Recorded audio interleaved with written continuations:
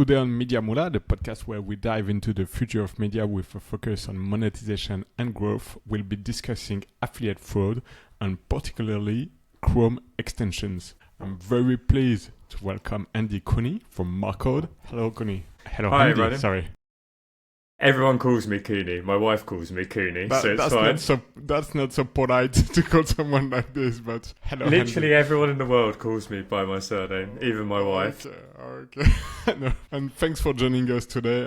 How you doing? I'm good, thank you. Yeah, I'm pretty good. Yeah, I'm very excited to record this episode. Affiliate fraud. For the last 2 months, I've been down the rabbit hole of affiliate fraud. First by following some people like Istvan Torpoy that you already know on LinkedIn. Then having him on the podcast to record an episode on the topic. Being introduced by Istvan to your tool and then talking to you. So yeah, I'm getting a lot of information.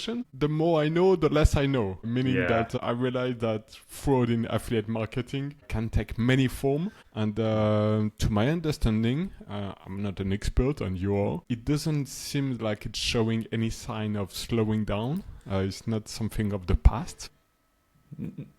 Absolutely not. So that's what we were talking about today. But before we get started on the topic, who is Andy? Andy, or Cooney, as my friends call me.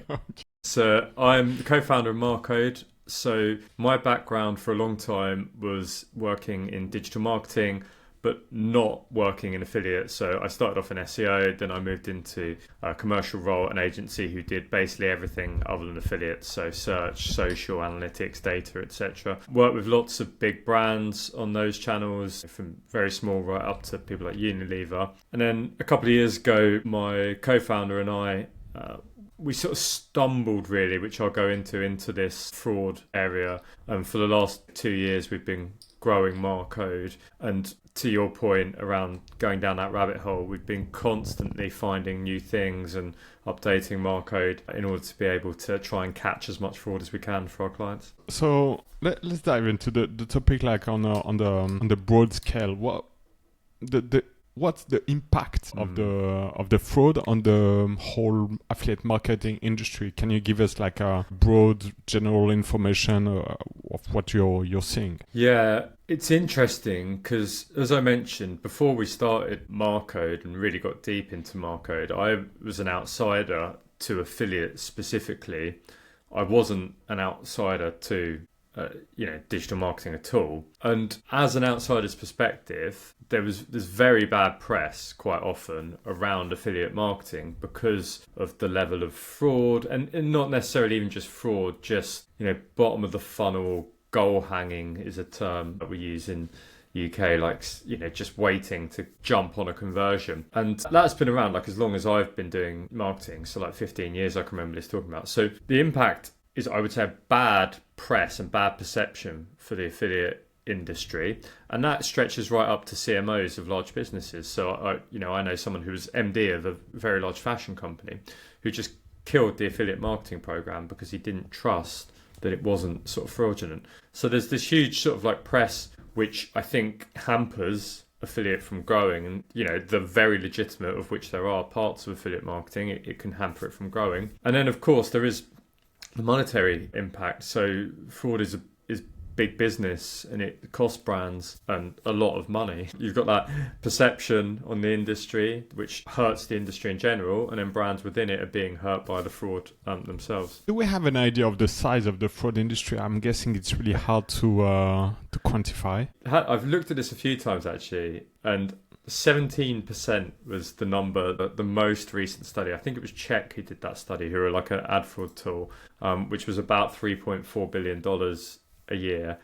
Like, I would say it's exceptionally hard for anyone to know that, because it expands so many areas that I don't know how people get it. But yeah, very big business, and it can cost brands a lot of money. And I'm guessing it's hard as well when we talk about fraud, that there's so many things. There's the really fraudulent affiliates who are doing like cookie stuffing and things like that. And there are affiliates who are doing things that are legitimately borderline, but not really forbidden, or so it's really hard to say when fraud is fraud.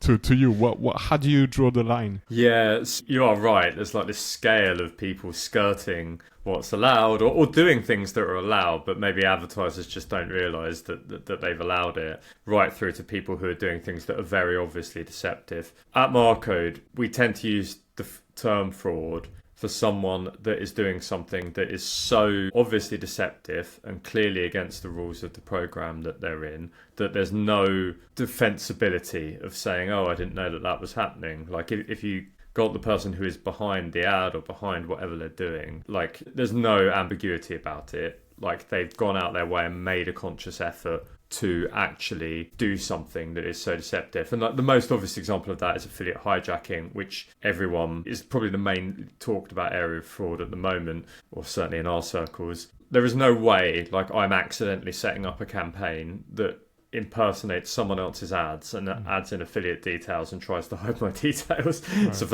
for us, something like that is fraud. If it can't be argued that there's no, like it was an accident, then we say it's fraud, basically. There's a point of where we prepared this podcast. We had a chat and we discussed why fraud is happening. Obviously, it's to make money, but for the fraudsters. But you notice that there are two parts actually. There's the tech factors and the human factors. Can you tell us more about it? Yeah. So if I start with the tech factors, the people doing the fraud or the companies, whoever it is, in a lot of cases are exceptionally smart. They are using technology they're finding loopholes in technology such as Google Ads or browser extensions to be able to find ways of generating money for themselves, which are sort of quite hidden. They're then layering on other technology that is then making it even harder to find them. Then they're doing things like, running ads at different hours, running ads in certain countries. They're doing all of these things using technology to be able to hide themselves from advertisers, and really like tech is playing catch up to it. And I think Marcode has the best technology for the areas that we serve, but there's still things almost weekly that we uncover that we didn't realize that were a thing. And we're sort of chasing around the fraudsters, trying to find them as they pop up in different areas. So that it's, they are super smart using technology in ways to hide things. And then that sort of goes on to the human aspect of things, because I think at the intersection of human and technology, I'm obviously going to say this because I sell a solution that stops fraud, but for most of this fraud, there is no way you could solve it without having some technology, which requires obviously budget to pay for that technology. It requires someone to operate that technology. And a lot of companies seem resistant to that. They think, we should be able to find this ourselves. Google should do something about it. Like different people should do something about it. But those things aren't happening. And I think really it's on the advertisers themselves. They are, unfortunately going to have to self-police through the use of technology. But then when you actually get into the sort of motivations of people behind stopping this fraud, I would say very few people. So if I take a step back, fraud impacts different channels, different, people within a business who have different motivations and different KPIs. I don't think it's anyone's KPIs in an affiliate team, or very few people are being rewarded for the amount of fraud that they're stopping. So I would say most affiliate teams, who it ultimately falls down to police this stuff, they're the ones in the end who are going to have to talk to the publishers, remove them, etc. They are not being rewarded for stopping this. What they're being rewarded on is growth of affiliate program, and that often means revenue, and quite often that means last click revenue. So stopping fraud harms their main KPI, or one of their main KPIs, because this fraudulent commission is being generated still off sales. Like people aren't being paid commission if there are no sort of end sales, unless they're faking sales and doing returns. But that's another area. So people aren't like being rewarded or being promoted because of the level of fraud that they are stopping, which means that it's making their life a bit more difficult. It's making their numbers look worse, which means that they're not really incentivized to stop it. Like, our clients we work with, they take pride in having very clean programs, making sure that the money is going to affiliates who are driving incremental revenue. It allows them to do a better job, etc., things like that. But they have, like I would say in most cases, made their lives slightly more difficult by, doing this cleanup and things like that. So there's that element of it that is a big thing. And I do think there's a lot of people who are, turning somewhat of a blind eye or kicking the can down the road, like, dealing with it at a later date because the pressure from the business is all about growth. That ultimately, I think, has to come down to the business to have more education around this, and for senior leaders, the CMOs, if they start saying, what we're doing to tackle fraud and affiliate, how many sales are incremental, then that would change. And then the other part of it is like, people don't, like, if I'm an affiliate manager, I want to be adding new publishers, doing new campaigns, etc., things like that. I don't want to be spending all my time cutting stuff out, making my numbers look worse. And that then comes back to the technology point, is we want to make it as easy as possible, so they spend the minimum amount of time doing this work and it's as automated as possible so that they can spend time on the growth activities. But unfortunately, there are some elements that are difficult. So a lot of the fraudulent activity that we see comes via sub-networks. It's not very transparent in terms of who is actually doing that, like who is the specific person, etc., things like that. So it just makes it difficult and complicated. There's lots of back and forth. And I think in the end, it would be easy to say, do you know what, I'm just going to, ignore this because it's taking up so much of my time that I don't have just trying to deal with it all. Okay.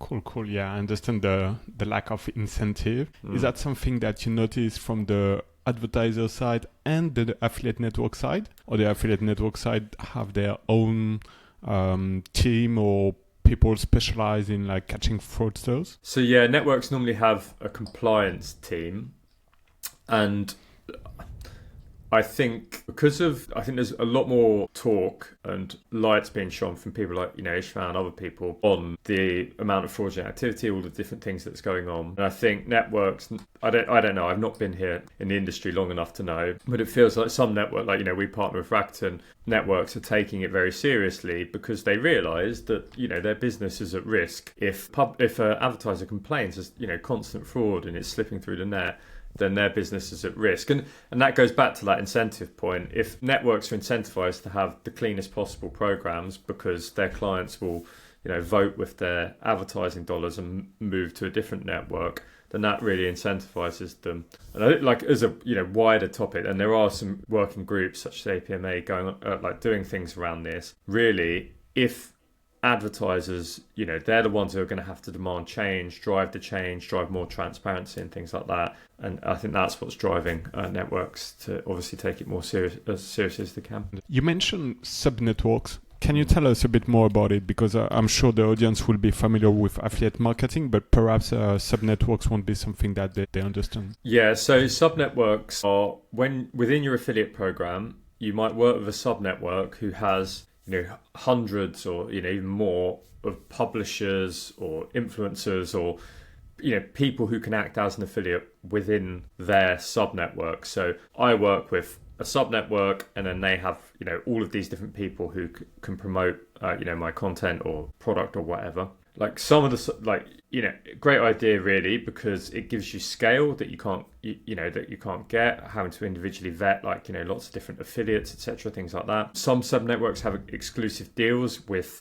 top tier publishers, so the only way you could access that publisher is going via a sub network, which is good for the publisher because they don't have to deal with all of these different relationships, etc. So lots of good reasons and reasons to want to use them. The issues come when by their nature, sub-networks aren't super transparent because you're working with a company who's then working with all of these other people.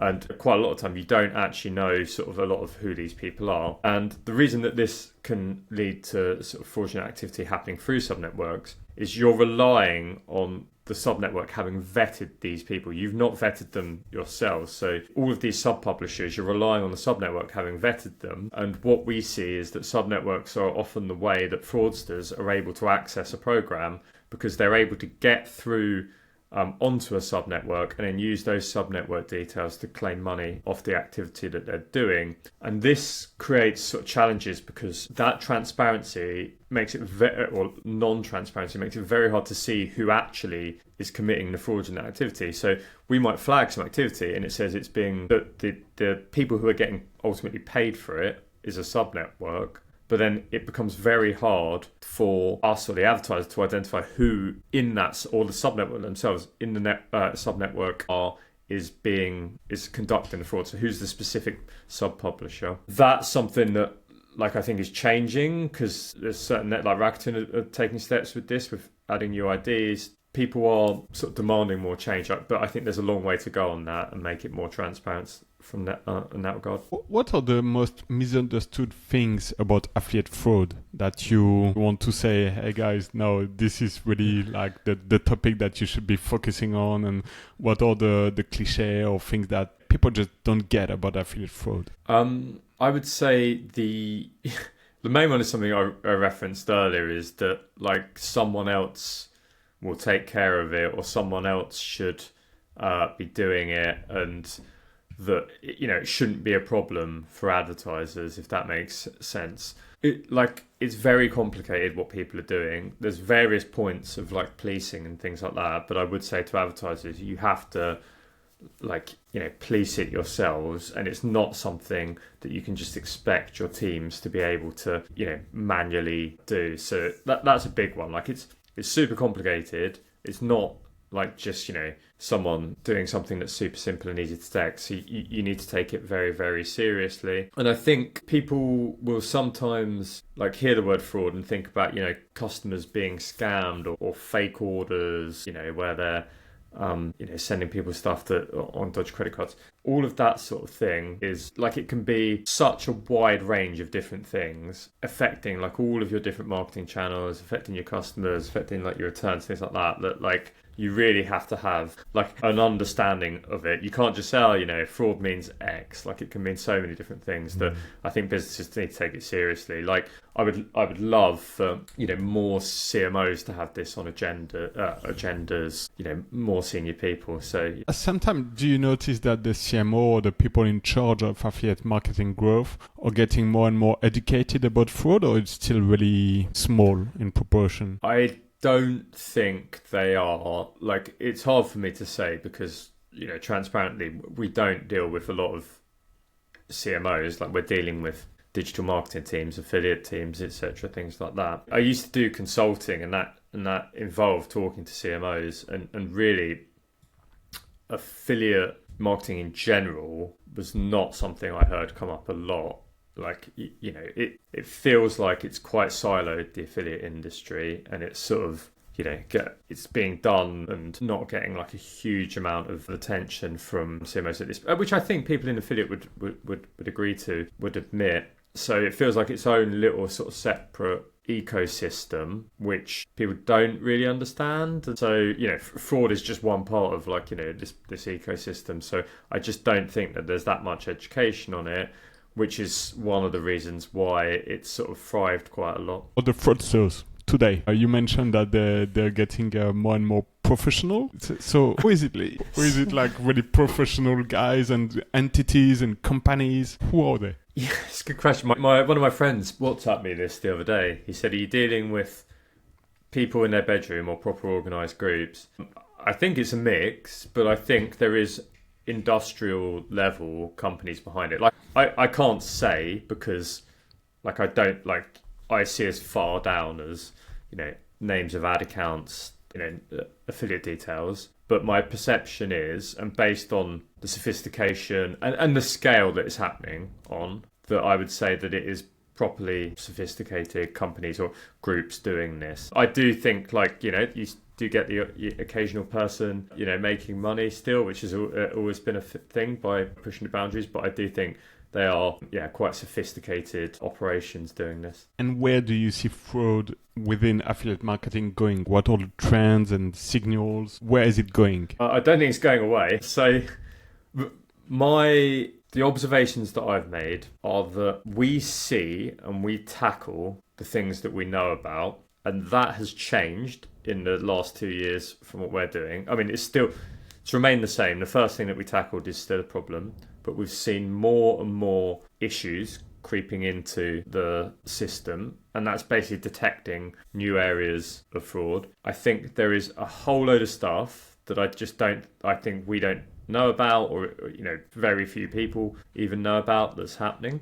And then I think, so in the existing channels, there's lots of stuff happening, that we probably don't know about. And then I think with the rise of things like, social commerce, that's like a massive sort of growing trend at the moment. Things like, even Amazon affiliates and things like that. I think there's just going to be new opportunities for fraudsters to be able to make, a lot of money. And anywhere where there is an opportunity, I think people, will go out and take it. So my thing would be keeping an eye on, all of the where the media spend is going, and then probably fraud will follow that. Sure. Into there. Can you give us a rundown on the different type and tactics used by the fraudsters to generate money through affiliate marketing? Yeah, so the most common one, as I mentioned, is ad hijacking. So that is when someone runs an ad that looks identical to a brand ad. So it has the same landing page URL in Google search, this is, or Bing search, any search engines. So I search for, say, Tesco. There's an ad that says Tesco on it. It goes to the Tesco website, but what they're doing is that they're injecting affiliate details onto the user who clicks through. That's effectively a game of arbitrage. What they're doing is trying to find cheap clicks that convert really well. So that's why they focus on branded terms. Typically, they're quite cheap because you don't get a lot of competitor bidding in certain industries, and then they convert really well because someone's looking for the brand. So that's like a big one. It's affecting thousands of different brands that we see, particularly across e-commerce, telephone, telco, utilities, travel, some parts of finance, basically anywhere where there's cheap clicks. So that's a real big one.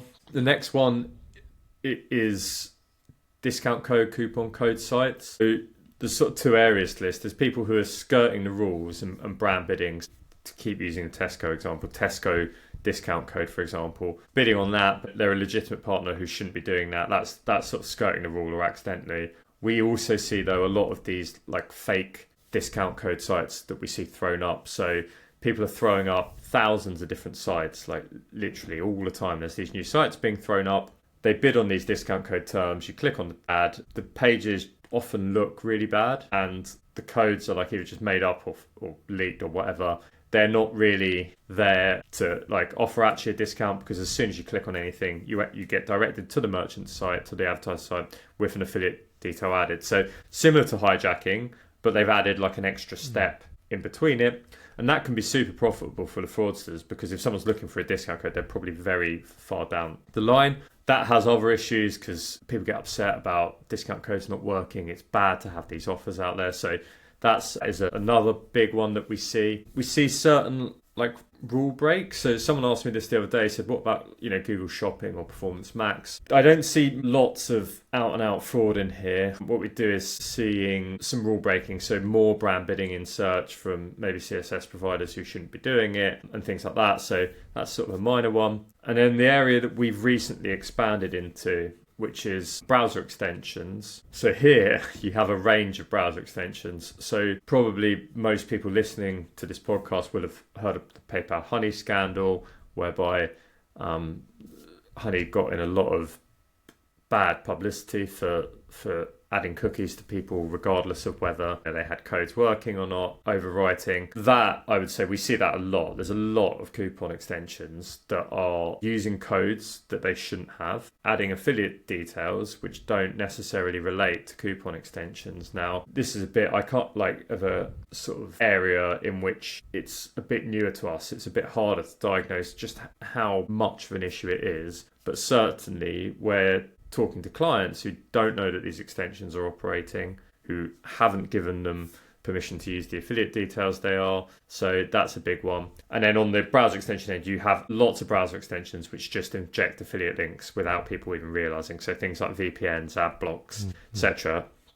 They are just putting affiliate details on people, so cookie stuffing. That Google is saying that they're going to try and clamp down on. The extension store made an update about that. So that's a lot of extensions. And then you just have a load of other stuff. So you have other means of cookie stuffing. So things like hacked extensions, hacked apps on people's phone that are just opening a little browser tab and adding a cookie without someone knowing. And then there's just all other areas which like, you know, when we get to, like, I heard one the other day where they were paying for sign-ups. So someone had generated like thousands of sign-ups which weren't real. They were using fake profiles, like fake details to do that. So there's all this other stuff that I haven't even got into. But search and extensions is where we're focusing so far.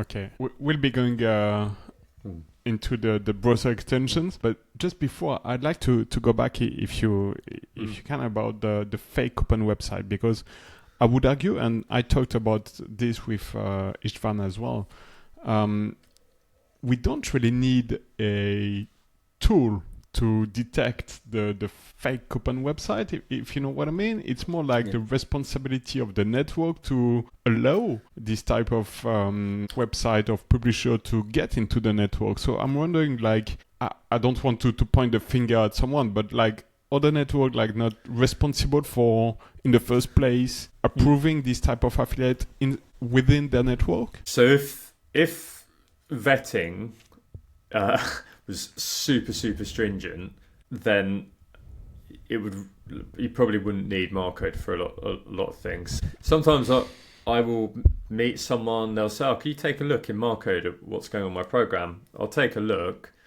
and there's, you know, almost nothing wrong that we can see, or sometimes nothing wrong. And I say to them, you know, what's your vetting procedure like? And they say, it's super aggressive. We don't let, like, you know, we're very picky. Don't let anyone on. And that leads to no problems. That might not give them the scale they need. To talk specifically about those, you know, fake voucher code websites, a lot of them are doing the same things that hijackers do. So they're using subnetwork details, etc., things like that. So it really is a case of they're buying all these different domains, slightly random ones. They're putting together a site really quickly that looks rubbish, and then they're just adding subnetwork details. So most of them, our clients will sort of say, who is this, you know, couponwhatever.com? And it's not publishers that have been allowed on. They've got on through subnetworks, and they're using, like, you know, different details. So yeah, it's like hijacking, basically. It's just a slightly different way of getting the user. Makes sense. So we talked about Marcode. Can you tell us what it is, actually? We didn't really get into the details. I did think that after I did my intro. So what Marcode does is we track two things. So we track search engines to identify areas of fraud. So what we do is we run hundreds of keyword checks a day for our clients on mostly branded keywords, although sometimes generic keywords. And what we're doing is we're looking for issues. So we go out, we check the search engines, we look at all of the details that we see within the ad, such as who's running the ad, what the ad says, what website it goes to.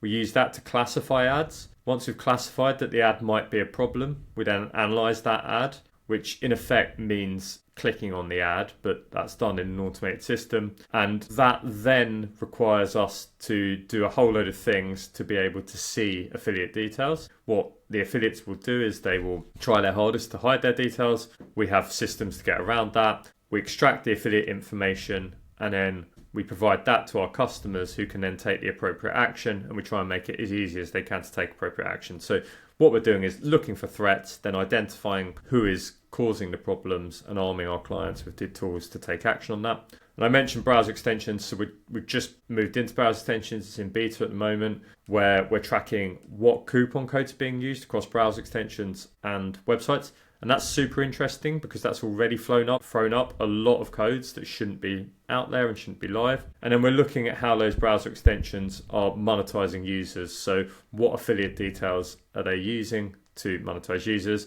And again, we're giving our clients the tools to be able to take action on them. So to be able to, you know, go and remove them or warn them or whatever they need to do to be able to do that. Two questions. Who are your clients? And do you, what type of, like, do you just provide the tool, or do you provide tools and the account management to help them using the tool? So clients, I've mentioned we work with Rakuten. They're the sort of first network who they ran a test with different providers and sort of put us into their mix. Do that.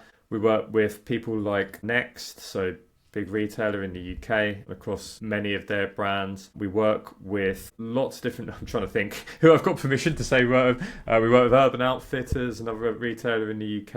I work with a company called Zenny Optical. Work with On the Beach, who are a travel company in the UK, and many, many more. Like the common things that I would say what makes a Marcode client is it's someone who works in an industry that's likely to be targeted by this. So fashion, travel, telco, things like that. Typically big brands, because the fraudsters make the money from them because they have to have a lot of brand search to make it worth hijacking them, etc., things like that. And they typically have sort of, big growing affiliate programs as well. So they're trying to do things at a big scale, which means that, sometimes they're open to being people to come in. So yeah, that's like a typical client. And did you ask another question? Sorry. Yeah, I was asking if you only provide a tool, or do you provide the account management as well? So we provide the tool is the core of it, but actually, we'll provide onboarding, we'll provide support where it's needed, etc., things like that. Really, the tool has been built in a way that you shouldn't need to ask us too many questions, once you're underway and once you're using it. We do provide like account management support, etc., things like that. But in all honesty, most people just sort of start using the tool and get on with it. Then they don't want to talk to me again. Okay. They're just taking action. Actually, perfect transition, because I think you prepared some screen share to show us what your tool is all about. Yeah. So let me just. Sorry, I will get this over here.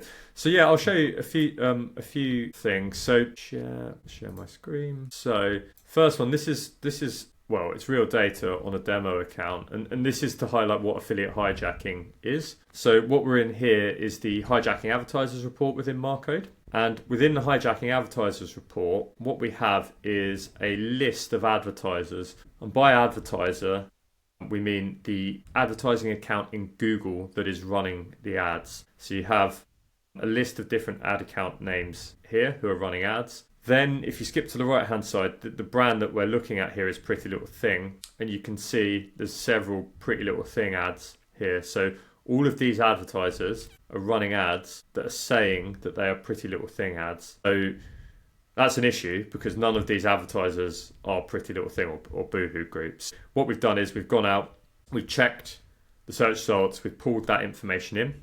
We then log all of the information into here. So we log all of the different details that we see in terms of who's running the ad, what the ad said, when the ad was run, the location it was run, the device, etc., things like that. So that's that point I mentioned around flagging the problems, because we've seen that there's an ad that is being run by someone else. We flagged it.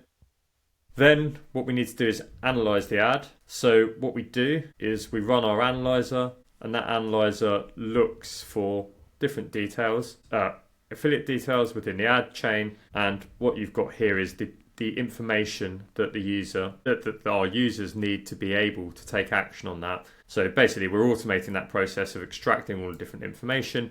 We then make that sort of super easy, so you can have a big list of all of the issues that we've seen if you want. So all the different affiliates of the details that you need. And we've actually got a task manager system as well. So what you can do, this is all the demo stuff, but what you can do is you can get all of the details to create tasks and send that information off to people.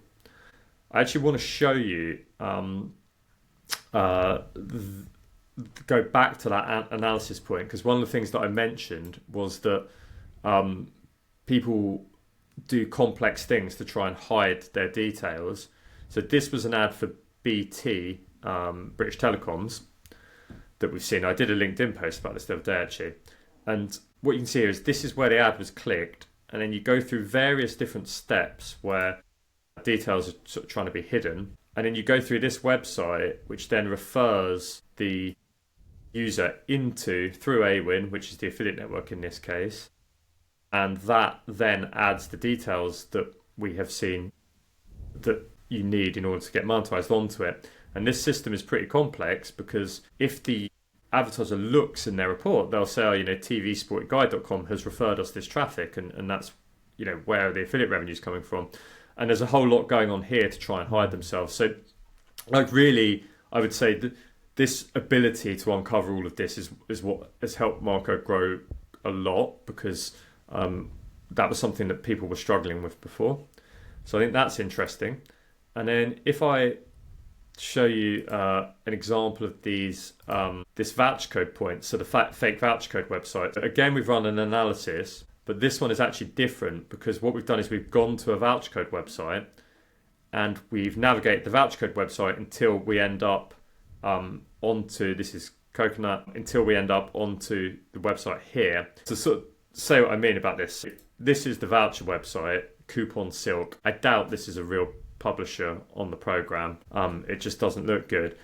As soon as I click anywhere, I end up being sent off to in another tab to the merchant. Oh, not in another tab, merchant tab with the affiliate details here. So that highlights that point around they're throwing up these sort of fake websites, or what I think is a fake website. Maybe I'm wrong. Maybe Coupon Silk is real. Bidding on those branded keywords, just to get people to go off and look at the affiliate site. And again, this is something that we analyse in a different report. And then the last one I'll show you is just about browser extensions. So we'll hop back to here. What we have here is a list of lots of different browser extensions, the codes that they're using, the extensions that are using them with the offer. So you've got them all here. And then from that, we can then look at what affiliate details the extensions are actually using to be able to monetize clicks. Now, I will caveat, a lot these extensions might be genuine, I haven't spoken to Liz about them.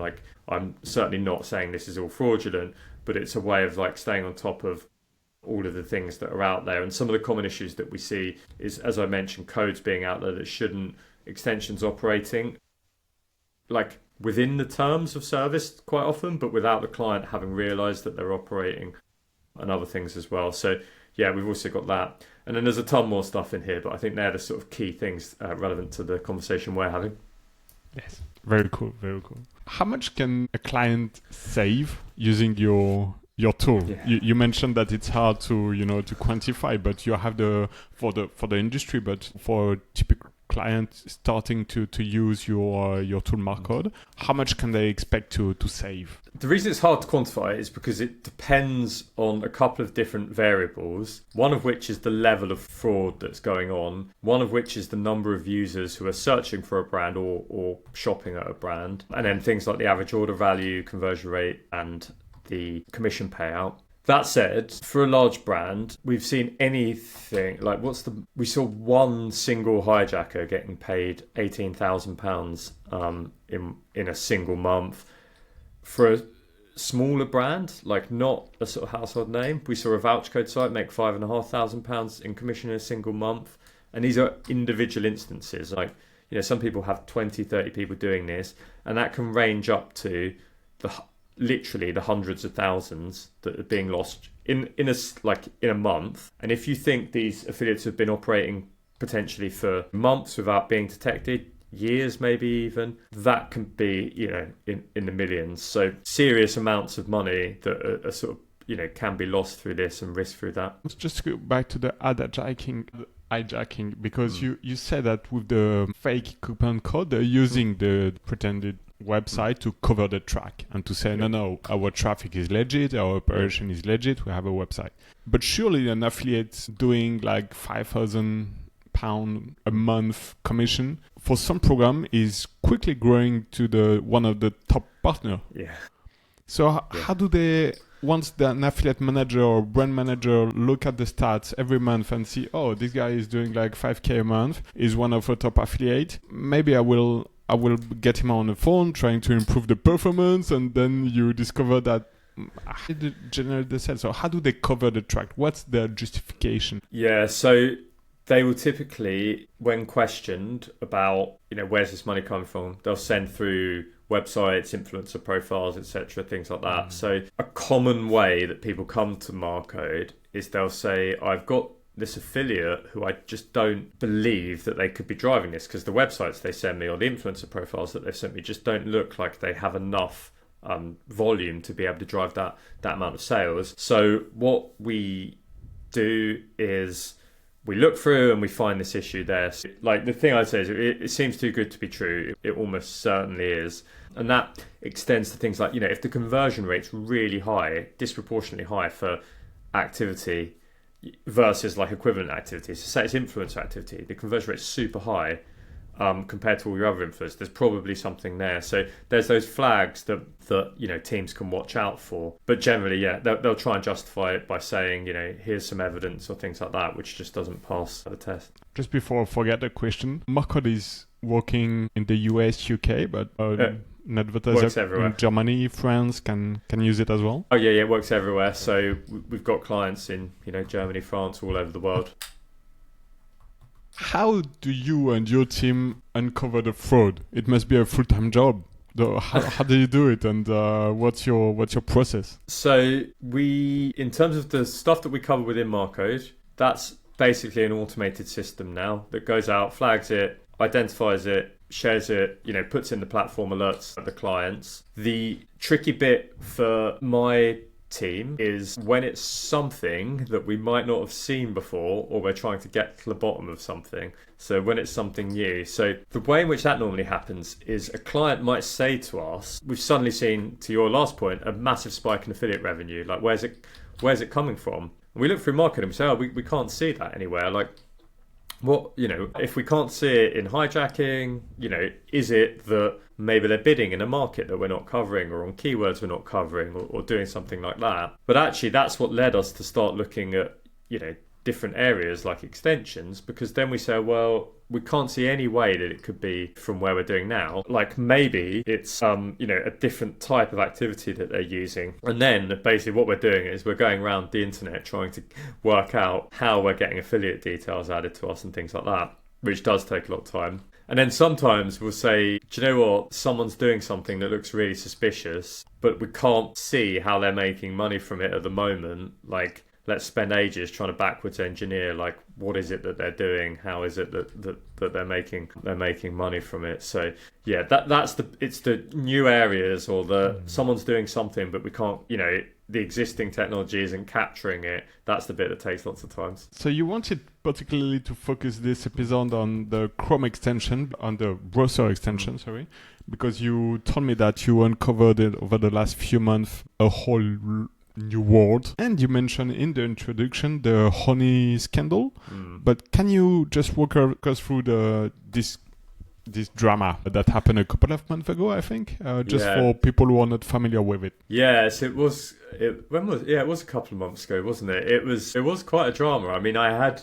people like my wife, she works in advertising, but nothing to do with affiliate, mentioning it to me. Like, friends mentioned it to me, actually. One of my friends is a lawyer, said, are you on top of this? So basically, the honey scandal was, who was the YouTuber? Megalag, I think it was. A YouTuber came out, did a video, basically said that honey was overwriting affiliate links with its own during checkout, and that was basically stealing commission from influencers. So his take on it was that honey, regardless of how the extension was working, I should go a level up. Honey, browser extension that offers discounts to people. So it pops up on the website, says, you can get a discount on whatever website that you're looking on, Adidas or whatever, gives you a discount code, or it tries discount codes, and then it adds affiliate details. So that particular issue is what's known as sort of stand down in the industry, which is that they shouldn't have been overwriting other affiliate links, or there was some grey area about whether they should be doing that or not. And then there was also something around prioritizing some partners over others because it was making them more money, so they weren't giving users the best deal. That had a big sort of storm, and there was a lawsuit filed, and I don't know what the latest is on that, but there was a big sort of storm around it in general. Just to be sure, honey is a legit extension, and everyone within the industry knew it was happening. I would say a lot of people did, and people would work with honey, so they were choosing to work with them. I think some of the technicalities maybe people didn't realise were happening. It's a bit hard to say, but honey, PayPal, legit company, they go to affiliate conferences. They were at one I was at quite recently. So it's not like it was some secret or anything like that. It was just something that was going on, and then it took an influencer, a YouTube influencer, calling it out to create this big storm. So what did you discover lately about browser extension that surprised you, or that you notice is a growing trend? The first thing that surprised me is there's a lot of discount browser extensions. So I've never really used them. Don't know why, maybe I should have.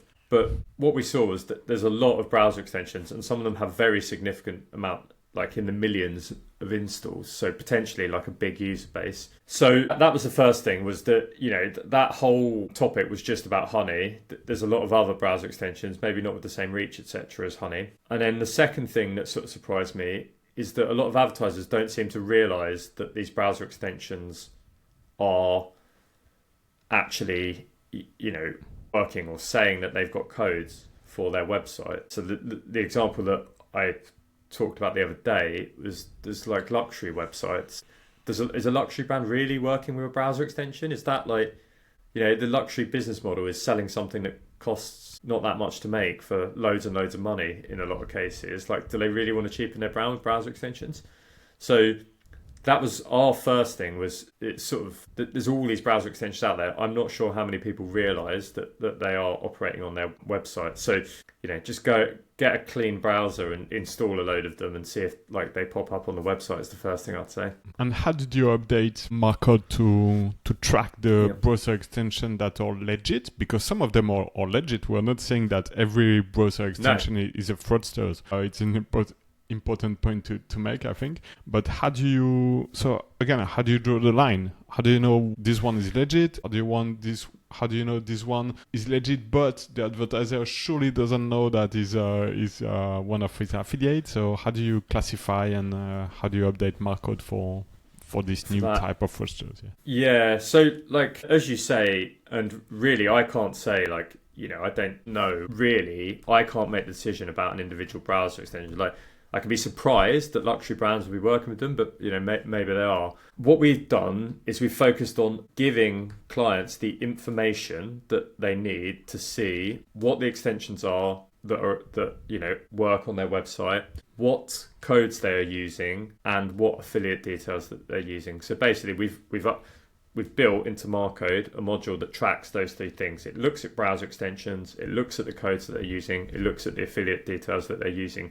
And then we present that information to our clients and say, you know, do you want these things? Do you want to take action on them? Do you want to work with them, etc.? Things like that. Like, some of them are completely legit and they're operating within the rules, and, you know, clients are fine with it. Some of them are completely legit. Some of them, you know, they're just, the client didn't realize that they were part of like another publisher that they'd worked with, etc., things like that. Some of them maybe not so much, like, you know, there's things going on there that there shouldn't be. So at the moment, what we're doing, because we're not, you know, so sure on what it is, we're just giving all of that information, and it allows people to be able to take action on that. Now, I will say that most of the people I speak to are taking action because they don't realise that they're working, or that a lot of these browser extensions, not even working with them, that they work on their website and they add details on there. So people are using it to clean up, because I feel generally a lot of people don't really want to be working with browser extensions, or certainly the people that I speak to. And they are detrimental as well for quality and legit affiliates, because they're kind of stealing the last click and the sales. Yeah, so this is something we're going to do. We're not testing stand down yet, so we're not testing whether or not they're abiding by that. So that is something that we will build into Marcode to do that. But yeah, like, there's that concern. I can't say it's definitively happening, but that's a big concern for people.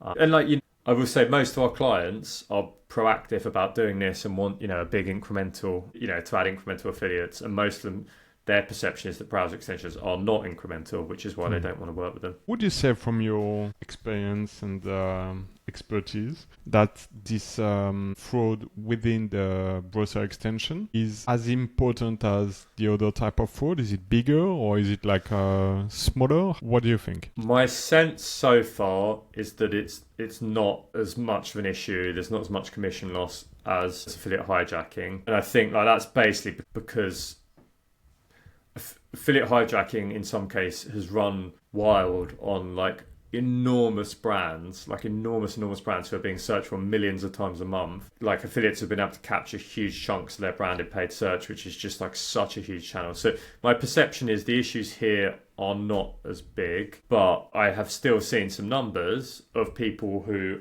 clients actively did not, an extension a client actively did not want on the program and have tried to remove from the program, have generated a lot of sales by using some affiliate details that shouldn't have been associated with them, really.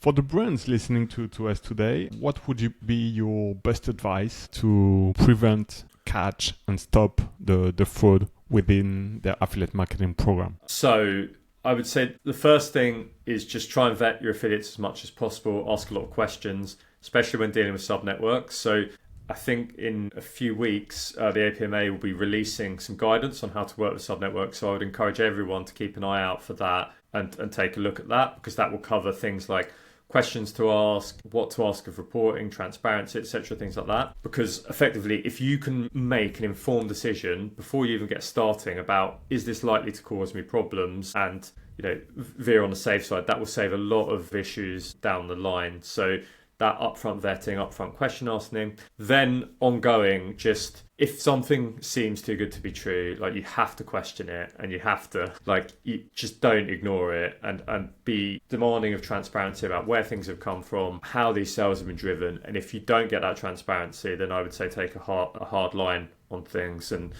certainly don't do that. And then obviously, speak to tools providers like Marcode. Like, we're happy to check the state of your program for you. No pressure. Like we can, it's all our own data, so we can check. It's not personal data. Reach out, talk to tools providers as well, because they are a good piece of your toolkit. And then finally, try and do some education.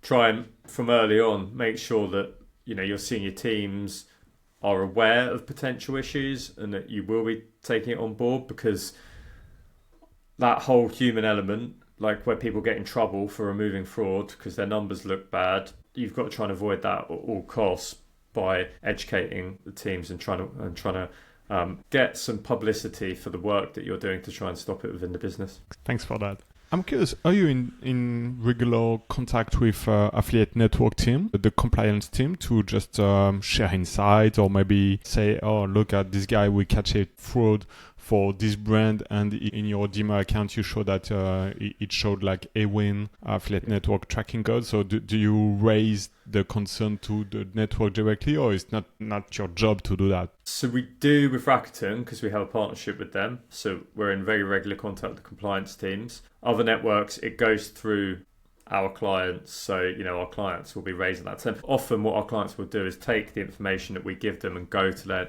their network and stuff like that. But, I'm happy to talk to any compliance teams if they're interested in a chat. Yeah, I think that would make sense for all of the network to have tools like Marcode or other tools that exist to catch the fraud, unless they're building their own internal code, or I don't know if that's the case. Some use their own tools, some will be partnered with other tools. I think, to their credit, every network works with a tool or has a tool to do things. It would be easy to bash networks and say, they should do a better job and things like that.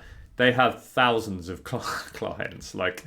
It's pretty hot. Like, if you've got a complex fraudster, operating on, 1,000 of your clients, it can be quite a lot of work to sort of diagnose that and stuff like that. So the scale of that is hard, so you don't want to bash networks too much. For sure. And most of them are doing a good job at vetting actually affiliates, and it's getting harder and harder to get into affiliate network without being really legitimate affiliate or publishers. So. Yeah, for sure. Like, the big risk has always been from sub-networks. Like, that's where we see a lot of the issues, and clients see a lot of the issues. In terms of tool, actually, perfect transition, because I wanted to ask you more on a tech side and business side. What trends or what opportunities do you see for someone who is an entrepreneur? Maybe he's a bit technical, or he's got a technical co-founder, to create this type of SaaS or tool for the affiliate marketing industry. What's missing right now? So I think the big one for me is there's a lot of talk about how much incremental sales, like across every channel in digital marketing, how much incremental sales is my channel driving. It was certainly, when I was doing consulting, the thing that CMOs were talking about a lot was incrementality. People still have a long way to go for it.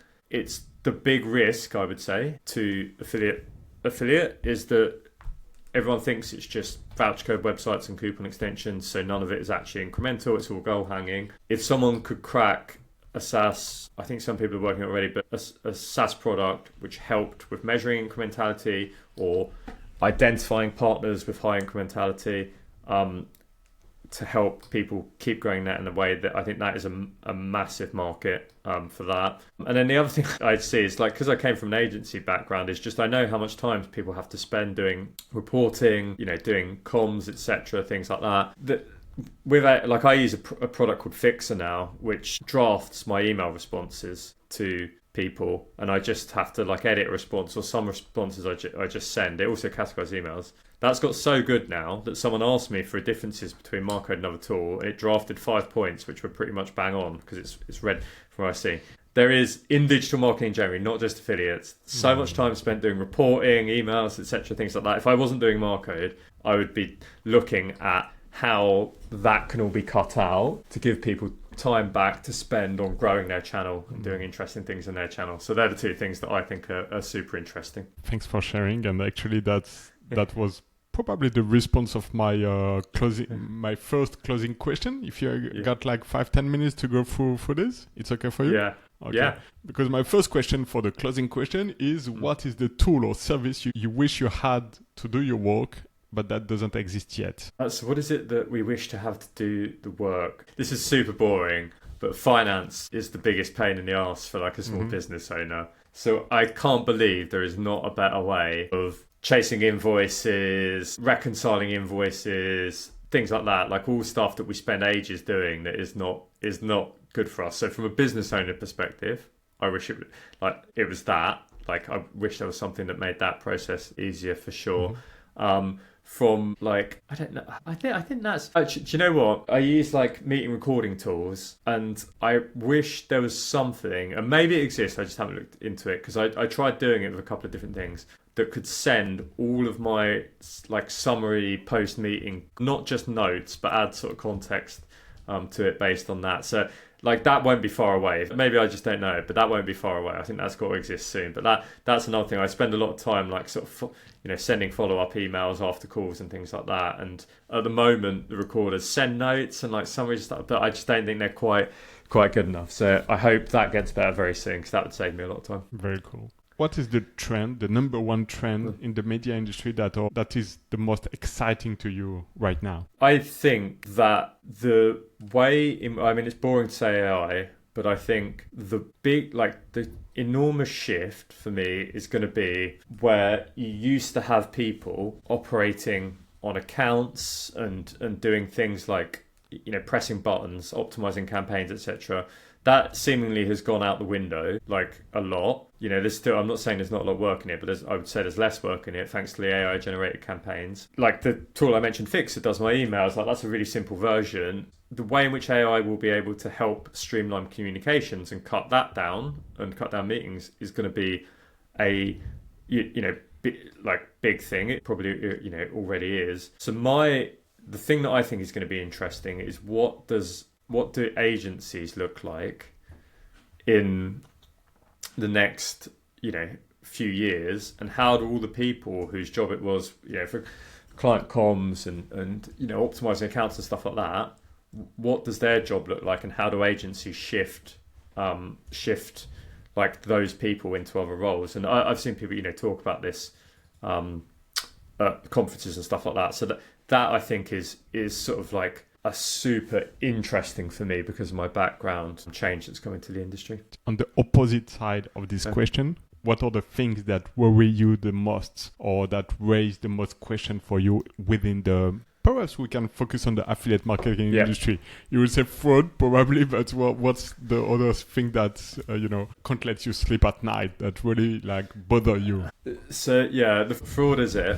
I would say that one of the things that I think is a big issue, which I've spoken about, is affiliates' exposure, reputation, etc., to more senior teams, and the ability to get into these big planning conversations.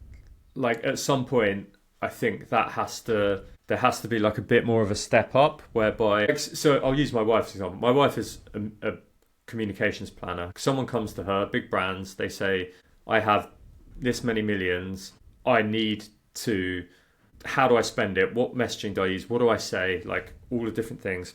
She'll do media plans, etc., things like that. I don't know, such other bits of digital, within that scope. Rarely hear her talking about, affiliates, etc., things like that. How does affiliates get itself more into the mainstream and in those conversations, and how does it avoid being labelled as either fraudulent or just like really bottom of the funnel last click stuff?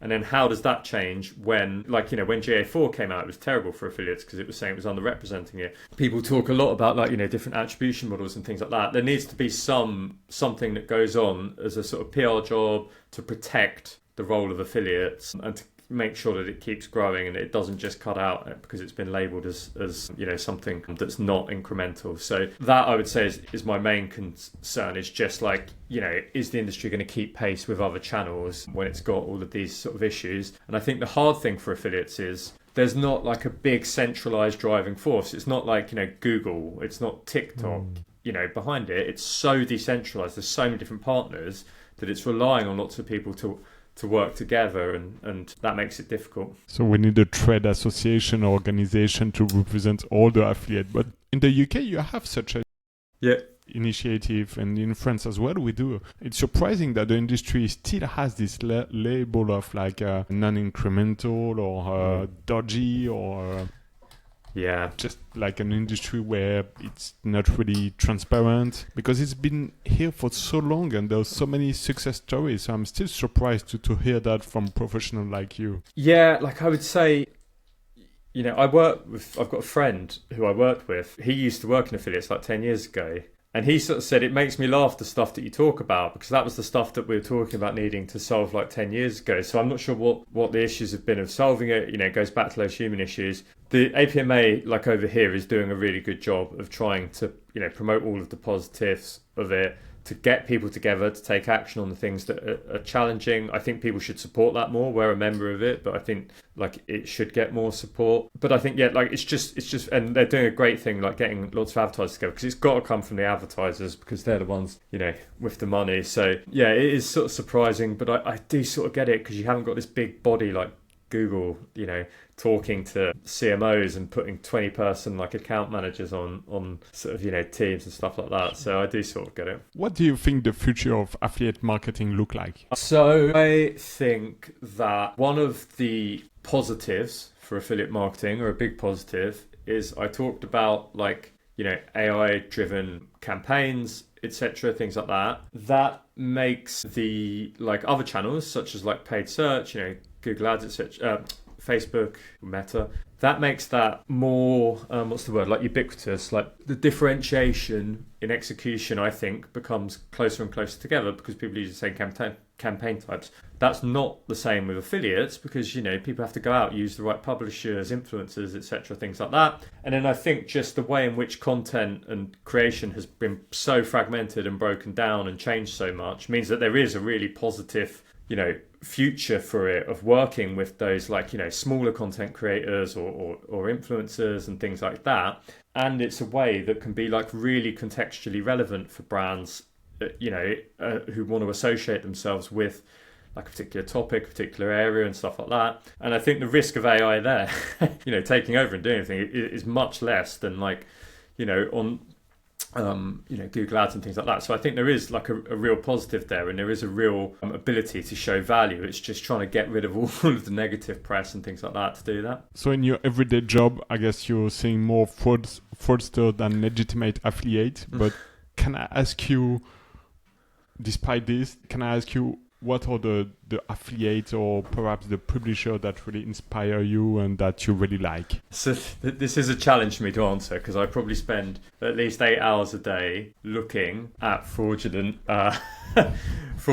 stuff. So I spend all of my time doing that. I don't think I've got a specific example, but I would say the stuff that I do really like is when it's almost not even perceptible that it's affiliate. So it's a big content takeover, content partnership type work. I think that is those types of things are really cool. I enjoy that. I'm quite a logical sort of person. I do I research things quite a lot. So I like stuff that affiliate partnerships that provide real utility for me when I'm trying to decide on what to do and how to do it and things like that.